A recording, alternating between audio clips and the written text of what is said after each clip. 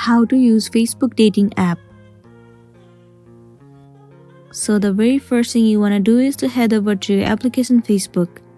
Make sure you are logged into your specific account. Once you are in here, tap on your profile at the bottom right corner. Tap on See More. The option of dating will be visible to you. All you want to do is click on it. And once you are inside, you need to create one dating profile. Once your account is ready, head over to the profile of the person that you want to connect. You can simply click on this love icon and then send like to that person. And from that person, if you also get the likes, then you two will be connected.